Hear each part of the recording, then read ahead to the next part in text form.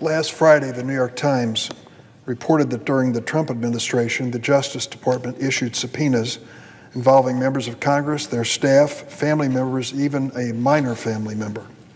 It is highly unusual for the Justice Department to investigate members of Congress. The reason it's unusual is clear. Our founders created 3 separate branches of the federal government with a separation of power so that each branch could serve as a check and balance on the other, and no branch would have too much power. When the Justice Department investigates a member of Congress, typically it's for corruption charges.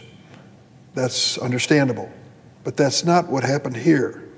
This was an investigation into a leak of information, and the use of subpoenas to investigate members of Congress is extremely strange territory. These concerns are heightened when the president has publicly attacked those same members of Congress.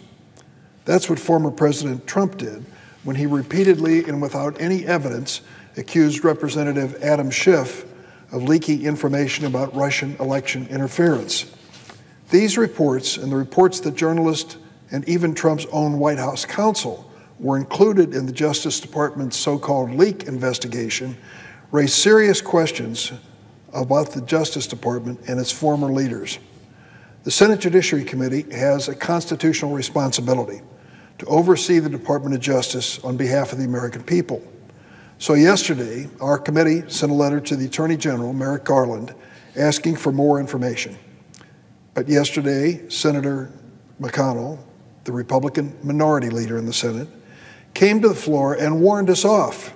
He warned the Judiciary Committee against exercising our statutory oversight responsibility because it could become, quote, a partisan circus, close quote. This came on the heels of Senator McConnell's personal veto of a bipartisan commission to investigate the deadly January 6th mob action on the U.S. Capitol. But now the minority leader is warning us against even looking into the targeting of Trump's perceived political enemies by the Justice Department. The minority leader claimed the Senate does not need to look into this matter because, get this, the Department of Justice Inspector General has already announced he would investigate. That's a pretty decent argument if you have no memory whatsoever. For over 13 months during the last Congress, under a Republican majority, the Senate Judiciary Committee conducted an extensive oversight investigation into the FBI opening of the Crossfire Hurricane investigation, even though the Department of Justice Inspector General had already investigated it. The Department of Justice Inspector General had already completed a 19-month investigation of so-called Crossfire Hurricane involving over 100 witnesses and reviewing over 1 million documents. That wasn't good enough for the Republican majority. They persisted in conducting the committee investigation nevertheless, even though the Inspector General's investigation concluded that Crossfire Hurricane had a proper basis and that anti-Trump bias did not affect the FBI's work on Crossfire Hurricane. Those were the very issues the Republican majority re-examined in their own investigation.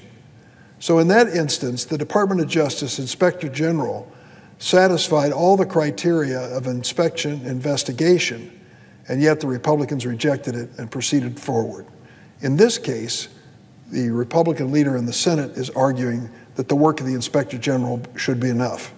Quite a difference. Throughout the course of that investigation, the Senate Judiciary Committee held extensive hearings, but it wasn't enough. The Republican-led Senate Judiciary Committee was so focused on investigating a conspiracy theory about Obama that they didn't hold a single hearing on the Trump administration's Department of Justice in 4 years.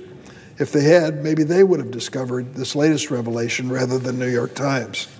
Senator McConnell did not warn the Judiciary Committee that the DOJ Inspector General's investigation was sufficient or that its investigation into Crossfire Hurricane would become a partisan circus. He saw it completely differently in those days. Importantly, it seems the minority leader does not speak for his entire caucus. Yesterday, the minority whip said that, quote, obviously this warrants further review and investigation, and, quote, he assumes the committee will work through that. I hope other Republican members of the chamber join the minority whip to call for further investigation. Congress's place in our constitutional order is too important to simply look the other way.